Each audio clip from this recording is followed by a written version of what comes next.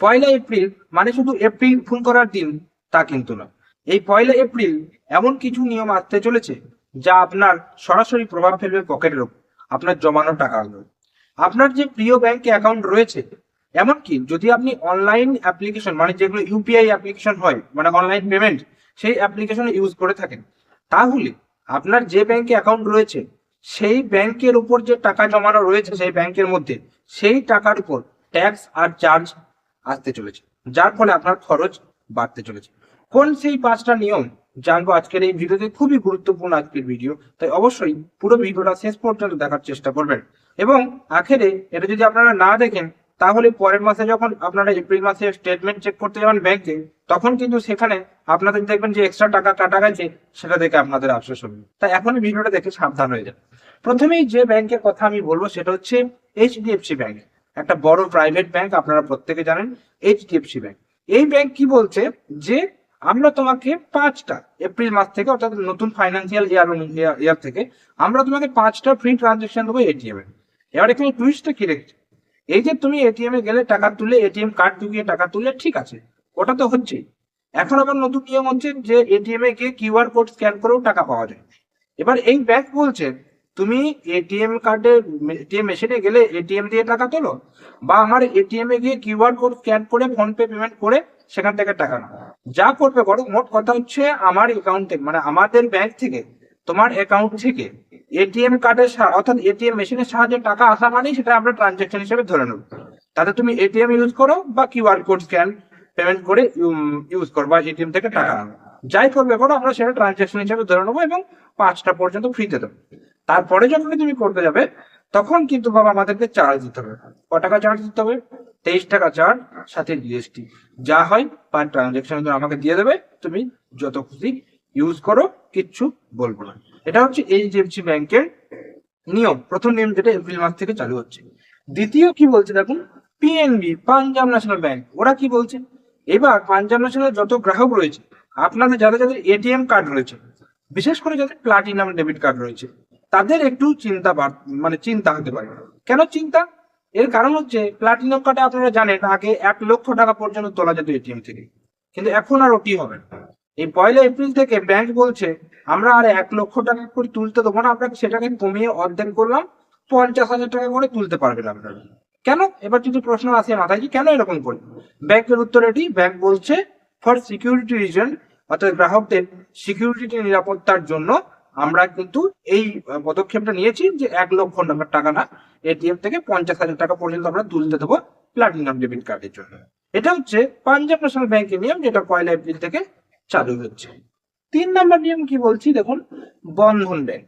বন্ধন bank বলছে সবাই যখন রয়েছে, তাহলে আমরাও কিছু না কিছু পরিবর্তন করার চেষ্টা করি যাতে আমাদের একটু ডিমান্ড বাড়ে। তো বন্ধন ব্যাংক বলছে যে ঠিক আছে, সবাই যে যা নিয়ম করছে করুক, আমার নিয়ম হচ্ছে যারা মেট্রো সিটিতে রয়েছে তাদের জন্য এটিএম এর যা নিয়ম ছিল যে আগে 5টা দিতাম, এখন আর 5টা দেবো না, 3টে ফ্রি ট্রানজেকশন। এই যে এখানে লিখে দিয়েছে 3টি ফ্রি ট্রানজেকশন দেবো। এইবার 3টি ফ্রি ট্রানজেকশন দেবো কোথায়? অন্য এটিএম ব্যবহারের ক্ষেত্রে, মানে বন্ধন টু বন্ধন নয়, বন্ধন টু আদার ব্যাংক এটিএম যেগুলো রয়েছে, সেই সমস্ত এটিএম এর ক্ষেত্রে 3টে ফ্রি ট্রানজেকশন দেবো।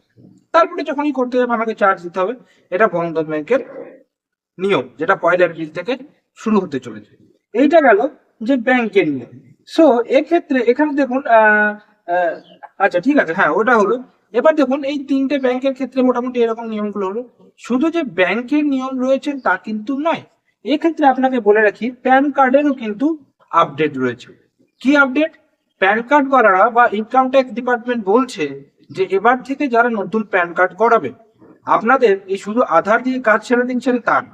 বলে জনতারা তো আমাদেরকে ছাড়ছে না, কোর্টে কেস করে করে 12টা বাজিয়ে দিচ্ছে, যার ফলে এখন আধার শুধু আইডেন্টিটি প্রুফ হিসেবে দেখানো যাবে, বার্থ প্রুফ হিসেবে দেখানো যাবে না। তো সেক্ষেত্রে ইনকাম ট্যাক্স ডিপার্টমেন্ট বলছে এবার প্যান কার্ড করতে গেলে তোমরা যেমন আমাদেরকে মানে কোর্টে জানাচ্ছ, এবার তোমরা একটু প্যান কার্ড করবে, শুধু আধার কার্ড দেবে না।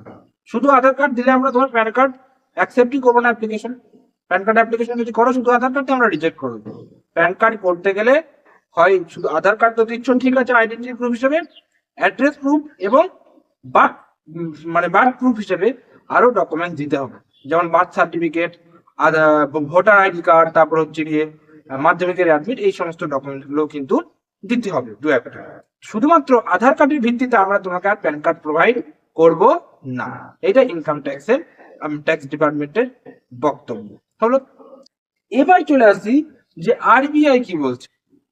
আরবিআই বলছে যে সবই তো ভাবছেন যে খারাপ খবর, কিন্তু না, সব খারাপ খবর নয়। নতুন অর্থ বছরে আমরা আর একটা নতুন নিয়ম এনেছি, যেটা আপনাদের একটু হলে স্বস্তি দেবে। কি সেই স্বস্তি?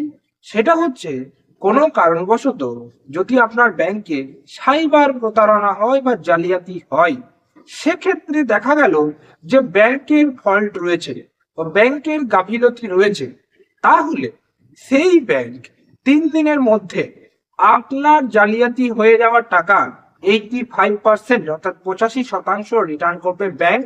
যদি সেখানে ব্যাংকের কোনো ফল্ট বেরোয়, তাহলে আপনার জালিয়াতি হয়ে যাওয়ার টাকা, আপনার ব্যাংকের উধাও হয়ে যাওয়ার টাকার 85% আপনাকে ক্ষতিপূরণ দেবে ব্যাংক। এই হচ্ছে 5টা আপডেট এপ্রিল মাসের জন্য গুরুত্বপূর্ণ, যেটা আপনাদের জানা উচিত। তো কেমন লাগলো ভিডিওটি অবশ্যই কমেন্ট করে জানাবেন। যদি ভিডিওটি ভালো লেগে থাকে একটা লাইক করবেন, চ্যানেলে নতুন থাকেন চ্যানেলটিকে সাবস্ক্রাইব করে আমাদের পাশে থাকবেন, কারণ আমরা এই চ্যানেলে নিত্য নতুন আপডেট রিলেটেড ভিডিও সবসময় আপলোড করার চেষ্টা করে থাকি, যেটা কোনো না কোনো ভাবে আপনাদের একটু হলেও জানা উচিত। এবং এই ভিডিওটা একটু বেশি করে শেয়ার করে দিন দূর দূরান্ত থাকে, তাকে সবাই দেখতে পারে 1 এপ্রিল আসার আগেই। বিশেষ করে প্যান কার্ডের ব্যাপারটা, 1 এপ্রিল যদি অনেকে প্যান কার্ড করতে যায়, তাহলে বাস হয়ে গেল, হবে না। ওই জন্য যদি প্যান কার্ড করতে এখন করে নেবেন, হ্যাঁ সেটা আমি বলবো, তাহলে শুধু আধার কার্ড দিয়ে হয়ে যাবে, কোনো অসুবিধা নেই। তো যাই হোক, দেখা হচ্ছে পরের কোনো ভিডিওতে। ততক্ষণ পর্যন্ত প্রত্যেকে সুস্থ থাকবেন, ভালো থাকবেন। টাটা এবং ধন্যবাদ সকলকে।